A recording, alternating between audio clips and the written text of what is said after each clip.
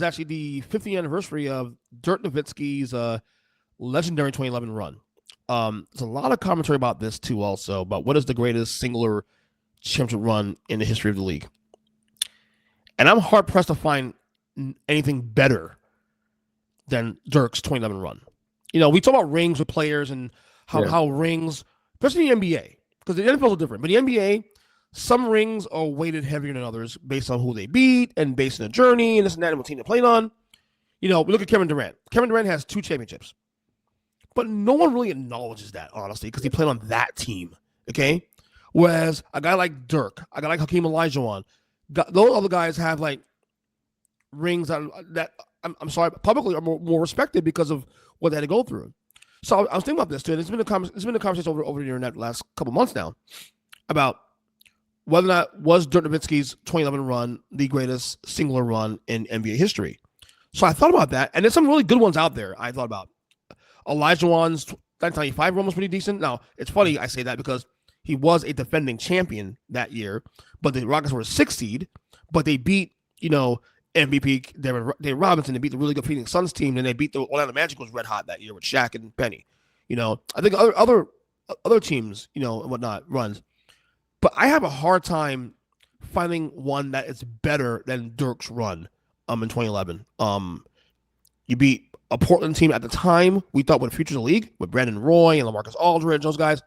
And then you beat the champion Lakers. Not only beat them, you swept the defending 2-time champion Lakers, back-to-back champions at the time, who was having their own issues. Then you beat the upstart OKC Thunder in the conference finals. But Kevin Durant, James Harden, they were about to, they were the team of the future also too. Russell Westbrook, Serge Ibaka. And then bad memories for me, of course, beat the Heat with LeBron, Wade, and Bosh the first year of the Big Three Heat. Dirk only has 1 ring, but that run feels like he has 3. Honestly, that's a heavy run. Your thoughts? Do you think this is the greatest run of all time? It's definitely of the last 25 years. Like going back to 2000, I would say, like when I looked at it, I'm like, I guess you can make an argument for Giannis. But Middleton had his moments in that series. He scored 40 points in one of the games. Drew Holiday obviously had his moments.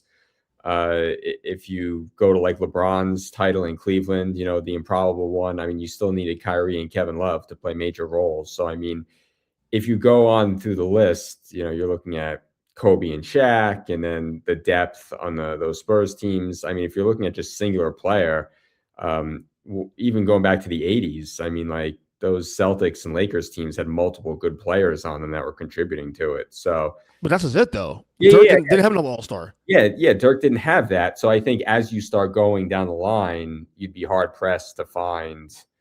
Again, even MJ had Scottie Pippen and other guys contributing and playing roles. Right. Didn't have like the traditional superstar wingman. It's not like Dirk was playing with Isaiah Thomas or something like that. Right. Exactly. Yeah. So he didn't have that help.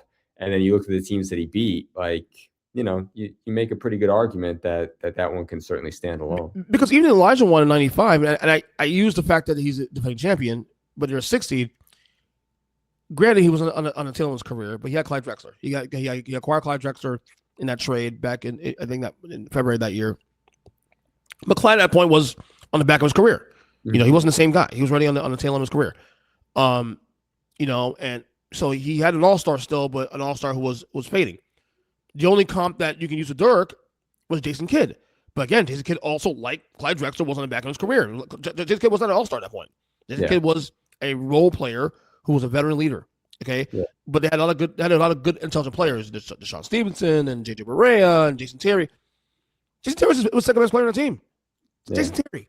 Yeah, but Deshaun Stevenson played a huge role in that finals, and I don't think anyone is going to look back in NBA history and be like, "Oh, Deshaun Stevenson was that guy," So the fact that he was one of the co-stars for Dirk just shows how much heavy lifting Dirk had. But again, I think what stands out, the reason why this one gets the most play, is because of who they beat. Yeah, and the teams they beat. Look at who they were. You didn't just beat the Lakers. You beat the 2-time defending NBA champions, who at that point went to 3 straight finals. Okay, and you swept them.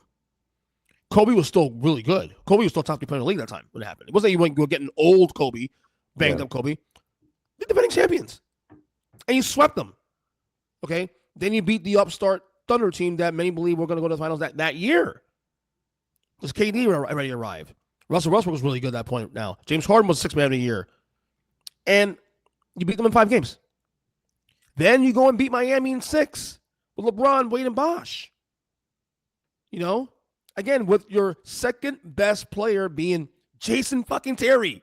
Like, what are we doing here? To me, I don't even think it's close. Like, you have to really go into like the archives, like beyond the 80s. Because I don't even remember around the 80s that stood up like that's still like this, where a guy had good players, but nothing that stood out in the same way, you know, that Dirk had. Like Dirk, like I said, Elijah was the only comeback I had really in '95. Giannis is a great comeback too, because I don't think we ever look at Chris Middleton as an all-star level player. He made all-star teams, but he was never on level because of the injuries from one. So yeah, the Giannis one is actually a really good one too. But I think what separates Dirk from Giannis in this comparison is the fact that the level of teams that Dirk beat to get there and how he beat them was actually much more impressive than Giannis's. Yeah, that, and also I would say Giannis's supporting cast was better than, at least on paper, was better. I agree with that too. Also, I agree. But Dirk's, because I mean, Middleton at that point, if you're talking 5 years ago, that makes it, you know, all those guys are around like late 20s, early 30s. Like, like Kidd was at the tail end of his career at that point. Like he was like 2 years away from retiring, or 3 years away from retiring. So Middleton was still very much in his prime. Drew Holiday was very much in his prime. Lopez was in his early 30s, but certainly a lot more viable than he is now. So I mean, you know, PJ Tucker, you know, still a viable player. Like I think that they had pretty good depth on that roster. The another guy I would consider also too, I'll still take Dirk number 1 this one, but Kawhi in Toronto. True. Now, what hurts Kawhi in this argument though is that the Warriors team you beat in the finals was not a full functional Warriors team. It was KD played what, 20 minutes of the series? He got hurt. He came back in game 4. I think it was game 5. He got hurt again. Yes. Yeah. Right? Yeah. And Klay got hurt in game 6.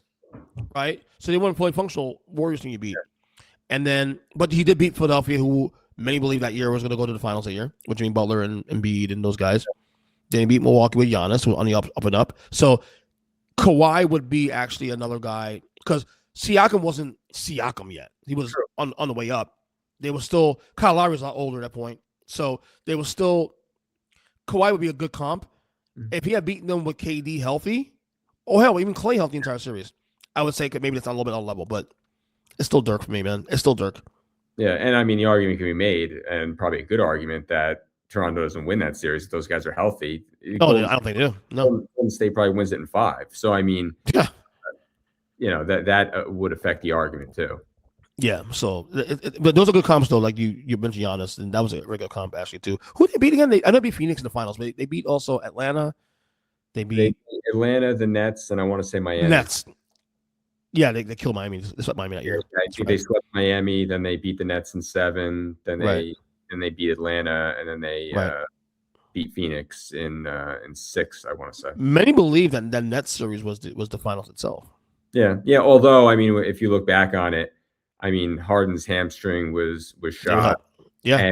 And Kyrie's ankle wasn't going to allow him to come back a couple weeks later. So, I mean, you know. So Dirk wins because Dirk beat all those teams healthy. Kobe was healthy in that series. So was KD and so was LeBron. They're all healthy. Yeah. Still, the Dirk wins in a landslide, honestly. I think it's even close, to be honest. Now that you remind me of the context now, it's not even close. It's Dirk with a bullet. So, anyway, I think